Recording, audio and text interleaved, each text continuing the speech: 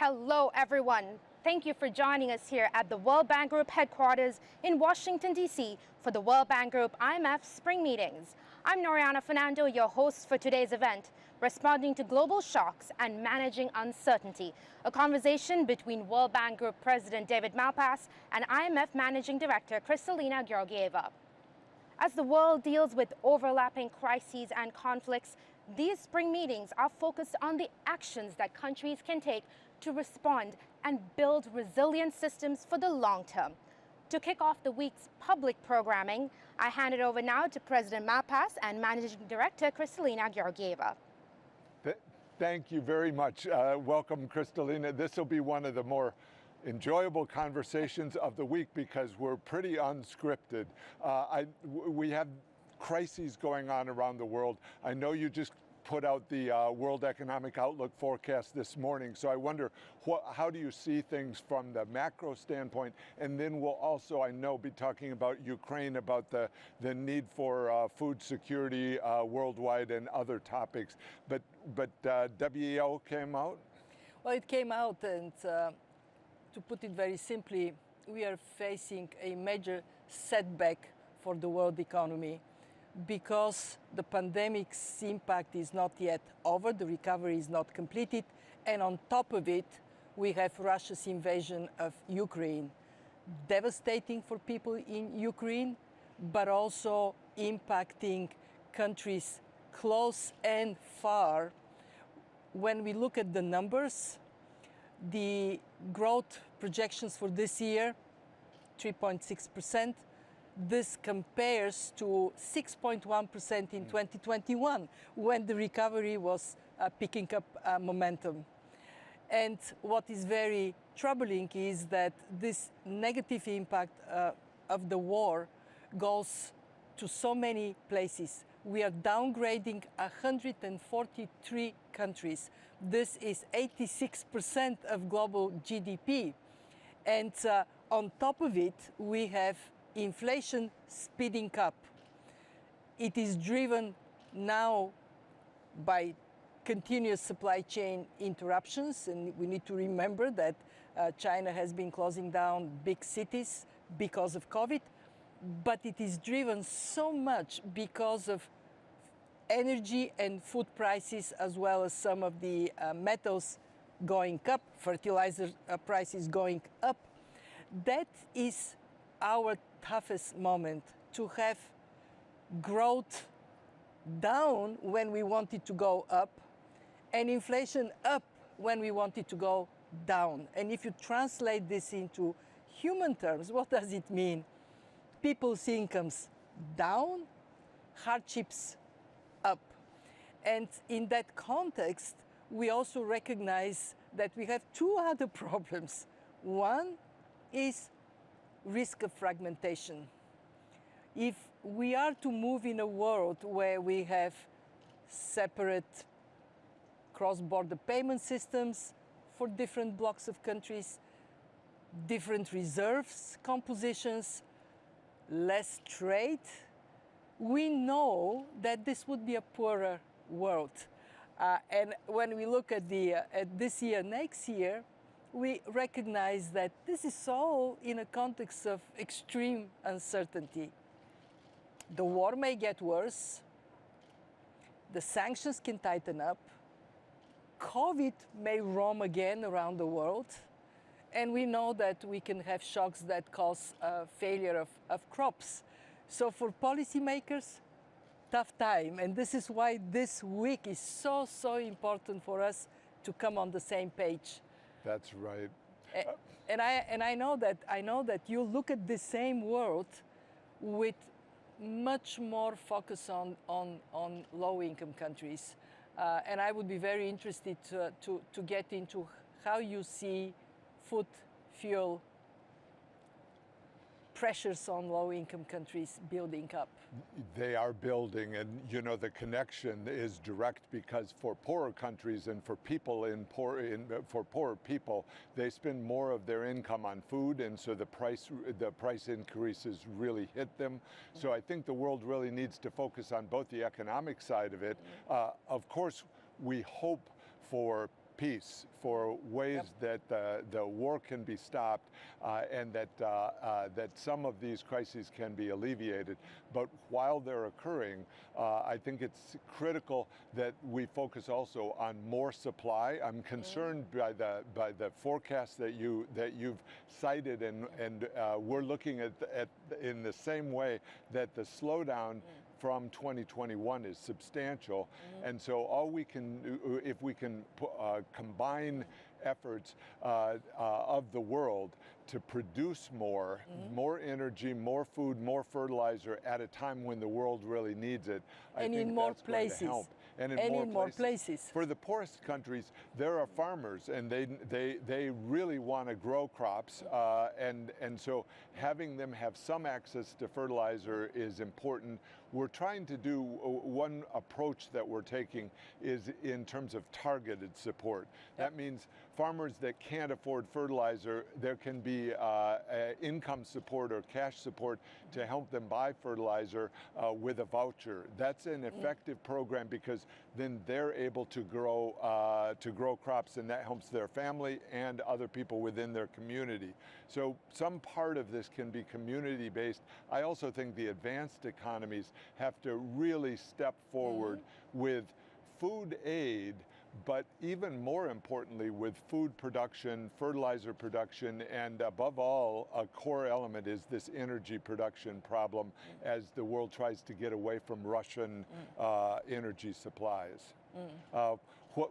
What do you think? I'm just back from Poland and Romania. I'm concerned because the challenge of the energy crisis is immense. It's upon them because there's been such dependency from Russian natural gas. Well, it is very painful for those that are either more integrated with Ukraine and Russia, or more dependent on Russia and Ukrainian exports. And we see that in the neighborhood, Central Asia, the Caucasus, Moldova, quite severely impacted through multiple channels. Prices of energy, but also remittances drying up, those who relied on working in Russia to feed their families home. We see that for Europe, that is more dependent on Russian energy supply, of course, the impact is more significant, and that projects in the downgrades for some countries. But then it goes to places much further. I mean, take a country like Lebanon. It is devastated to begin with. Imports most of their wheat and corn from Russia and Ukraine. How are people going to cope? And that is where I so much agree with you that we need a recognition that the spillovers are more painful for those that were further behind in the recovery. We actually saw something very troubling. The timeline for emerging markets, developing economies to return to their pre-pandemic projections, the 2019 projections, it has extended more in the future. By 2026, emerging market and developing economies would be still 6% below their 2019 projections. So advanced economies have a moral obligation, but also self-interest to generate more opportunities, more growth, and of course to support financially the most vulnerable countries. One aspect that we're concerned about is the reversal in education. So as the COVID hit and the schools were closed, the data shows very clearly the backsliding in education and literacy. We have numbers that we're able to track, so it comes in, the data comes in late, but we are afraid we're now above 70% of the children in the low-income countries are not able to read a basic text at 10. So the reading literacy has gone downward, and that is very hard to recapture. So it affects the whole world. It really is a global resource if children can read. We're working on that. Do you see a difference between boys and girls, David? Well, when the shutdown occurred, it affected both boys and girls. But as the schools are reopening, there's a tendency for the girls not to come back. And so we're getting this double whammy, this really severe situation where girls were already sometimes being excluded from higher grades, and now they're not invited back. That's of course a big problem in Afghanistan, but it's one that affects developing countries. I wanted to turn, or not leave our issue of market access, and one of the most important things that the advanced economies could do for the developing countries is provide market access. So I hope as we face this food crisis, we see, I would love to see announcements coming out of the advanced economies that they've opened this market or this market to more competition, to more competition from developing countries. I was in Senegal, you know, 2 weeks ago. They make peanuts, but their primary customer for peanuts is China, way far around the world. And it would be, they have plenty of extra peanuts that could be sold into the United States, into Europe, if they had market access. So I would like to focus the advanced economies in that direction. What do you think? I agree, and this is a very good theme for us to build on the very good cooperation we have started because of the pandemic with the World Trade Organization, and then expanded to say, hey, there are ways in which you can boost growth in countries that are so much struggling to cope by opening up markets, by allowing more products to flow in your direction. I completely subscribe to that. I mean, overall, what we have seen, and you know it from your data, the pandemic has created this very dangerous divergence between advanced economies and some emerging markets with stronger fundamentals and the rest of the world. And it is a problem economically, it is a problem socially, but it is a problem also from a security standpoint. It is so concerning to see the Horn of Africa, the Sahel, parts of other regions being affected by increasing insecurity, gang violence, even worse, local skirmishes and wars. So when we talk about Ukraine, which of course is the most dramatic situation today, we need not forget that there are other places where insecurity is growing. Exactly right. I suppose, and we should talk about Ukraine. We're going to have an important meeting on Thursday where we'll talk with Ukraine's prime minister, and the finance minister will be in. Some of the countries that are supporting Ukraine will be there, and we hope to both be providing assistance as they try to survive the battles. I mean assistance, for example, to hospital workers, and the World Bank has been very quick in some of the immediate response. But then we'll also be looking at what could a rebuilding phase look like. How could it be done most effectively? I know you know a lot about this. You were born in Bulgaria. You know how hard it is to move forward into a new economy. Any thoughts on the reconstruction in Ukraine? We had a very good call with President Zelensky this weekend, and we talked about two things. How to make sure that the economy functions as much as possible while the war is still going on, and two, how to create a clear pathway for reconstructing the country. On the economy functioning, I want to praise the economic team of Ukraine. On the macro side, they have done an exemplary job. They sustain payments of social services, of salaries. They aim to recover normal functioning of the economy whenever there is a chance. I have family in Ukraine, in Kharkiv, And they tell me something that I shared with the president, that they are now having work done to plant trees and flowers and clean the areas where bombing is not taking place. Why?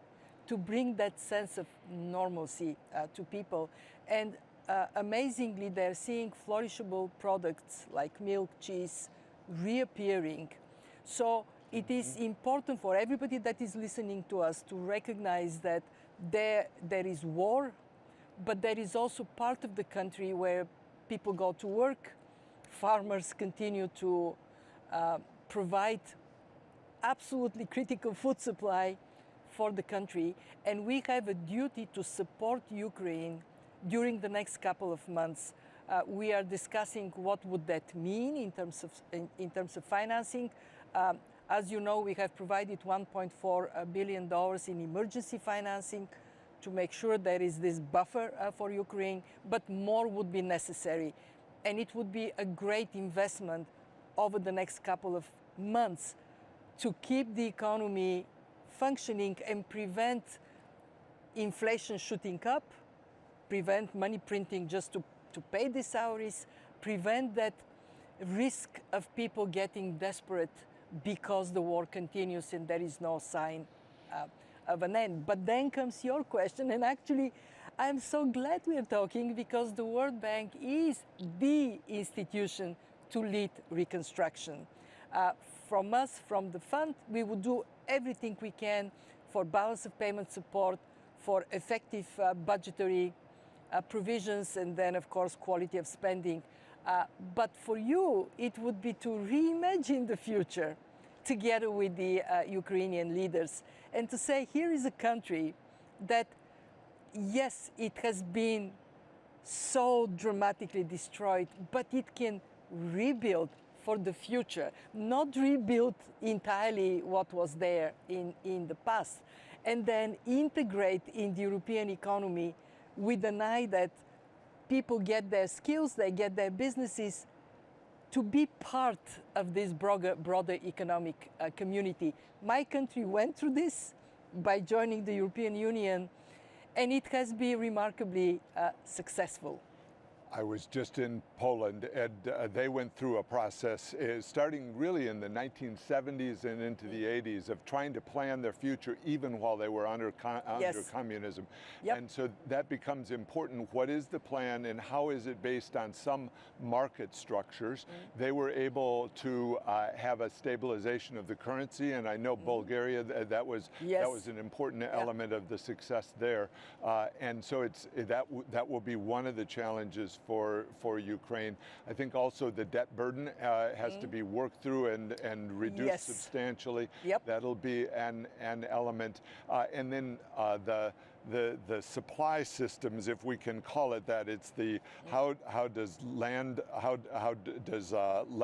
titling allow the agriculture sector to really prosper. We think infrastructure is going to be a big part of the equation, because people forget how important logistics are for farmers. They have to move their crops to market, and with right now the Black Sea is closed in, and that's created an obstacle for the whole world. Kristalina, I'll turn to another topic, and it's relevant to this. One of the challenges we're facing, two of the challenges I'll raise. Interest rates are going up at a time when debt levels are already high, and I'm really troubled by the inequality that is being disclosed and actually worsening in the world. What we see is the advanced economies able to borrow huge amounts of money. That takes it out of world capital markets, and it's contributing to demand, but not so much to supply. So it's feeding the inflation concern or the inflation reality that we're facing. And then central banks themselves are, I think, contributing to that as their tool is higher interest rates. Well, that doesn't work for people that are newly trying to borrow, and it works for people that have borrowed and locked in their fixed rate for a long period of time, but new entrants are going to have a great deal of difficulty in this environment. I think it's important that central banks use more of their tools, not just the interest rate tool, and at the same time the advanced economies lighten up on the borrowing that they're doing into the global capital markets. So that's, I'm asking the advanced economies to think about more supply, allowing more market access, but then also adjusting their policies somewhat so that there's not such a contribution to this inequality. Right. Well, the message we have communicated with the World Economic Outlook is that, unfortunately for many countries, inflation has turned into a clear and present danger. And therefore, action has to be taken. Otherwise, we know that when we have price instability, it is bad for growth. But how you approach it without, one, throwing too much cold water on your own recovery, and two, not damaging the prospects for recovery in the emerging markets, developing countries that are still behind, is going to be the very, very, very difficult question to answer. Like you, I hope that there would be great care given to how to move forward in a way that is clearly communicated and minimizes the risk of outflows from emerging markets. So far, we haven't had a major draw of capital from emerging markets to advanced economies, but we haven't yet seen the interest rates climbing up. And like you, I'm very worried that this could be a problem for everybody. So what do we say? We say, well, look at every possible way in emerging markets to pursue structural reforms that make you more attractive. What did the pandemic tell us? It said, those of you who had strong fundamentals, you dealt with the crisis better. The same way people that were affected by the virus with strong immune systems withstood it better. So very simple for everyone.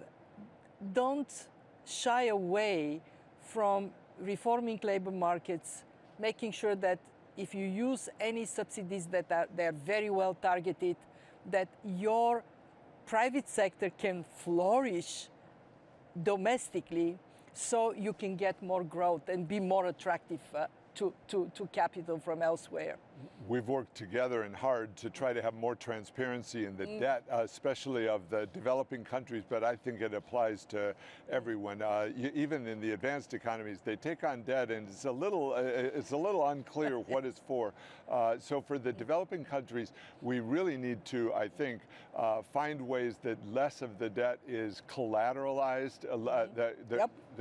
A concern that we've had is that there are non-disclosure clauses in the debt contracts that are being signed even by poor countries, and that creates this conflict of incentives in the countries. So I'm hoping we can move, as we move through these crises, we can find some principles of debt that include more transparency, less of it being collateralized, so that there can be more investment, the way you're describing. Yes.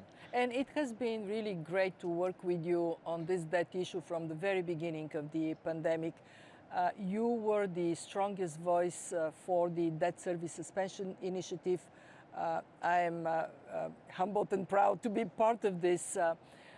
But now we see the problem for many countries getting worse and the tools to deal with this problem disappearing. We don't have the debt service suspension initiative anymore. The common framework has not yet delivered on its promise. Yes, it has potential, but we need, as you and I have been speaking loud and clear, we need predictable process, creditor committees in place, and preferably incentives for countries to step forward by debt service suspension at the time they ask for it. I heard you speaking also about expanding it. I was talking about that before, and I realized that just getting what we have to work is not yet quite there. But the debt problem is knocking on the door louder and louder. And if we don't want to see countries going into debt distress and from there into not servicing that as Sri Lanka just did, let's get serious about the common framework. I'll share one thing we've done at the bank.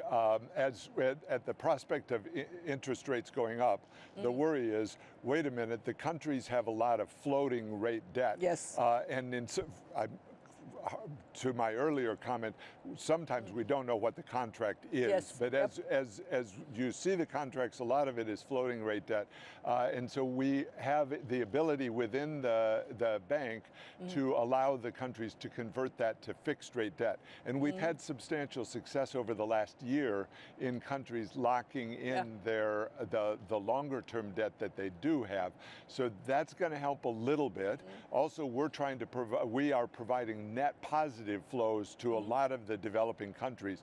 So that in a way helps their situation. So that allows us to focus more on the private sector, which has issued a lot of debt that is not well positioned for the current environment. I think there needs to be relief on that front. And some of the official creditors have large amounts outstanding that need to really be considered. And as interest rates go up, it's just adding to the urgency of this process. Very much agree. We have today some 40 programs. And we are already getting indications for quite a number of countries that they may need augmentation of these programs because of the hit that comes from Russia's invasion of Ukraine. And as they do so, we actually, like you, we prioritize debt management strategies because it would be really sad to have us lend to countries just so they can stay current in their debt service obligations. I am very hopeful that this week will energize more attention because the problem is here. Do you have takeaways from the week? We've just started it, but what do you think? Well, I think the three takeaways from how we are stepping into the week. One, the soberness with which ministers and central bank governors engage, and their determination to concentrate on the really big ticket items, inflation. What do you do about it? How do you prevent harming your economy of others by taking maybe oversized action? But how to also prevent being too slow on the uptake and then inflation gets out of control. The question of the war in Ukraine and its implications, the spillovers. Luckily, some of our leading voices like Secretary Yellen are talking about spillovers to poor countries. You know that the two of us were engaged on that particular topic of food security and also fragmentation. How would the world look like if it broke apart? If it breaks apart. How can we prevent this from happening? You know, one of my favorite lines is from US Secretary of Treasury at the time of establishing the Bretton Woods. And he said, prosperity like peace is indivisible. So my message for the week, our action has to be indivisible as well. Together. Well, we talked, so we're I guess out of time, but we've talked about the need for more supply in countries both advanced and developing, finding ways to have more supply. And I think more tools to deal with inflation, and then working together, recognizing that prosperity is beneficial all the way around the circle, that should be a positive sum set of solutions that people come up with. Thanks very much. How do we do this? Thank you. Thank you, Kristalina Georgieva, IMF Managing Director. And we work together, David, and that is a very, very good thing. Your office is closer than my office, right across the That's street. That's very true. Nice very to true. see you. And our teams are so united on what you just said, what needs to be done. Solutions, that's great. Solutions. Thank you. Thank you. Thank you very much, President David Malpass and Managing Director Kristalina Georgieva. Your discussion has provided us with insightful context and shedded light on the major issues that you and global leaders will be focused on in this coming week. You can catch all of our public events on World Bank Live and IMF Live channels. We do hope you'll be able to join us for these important conversations.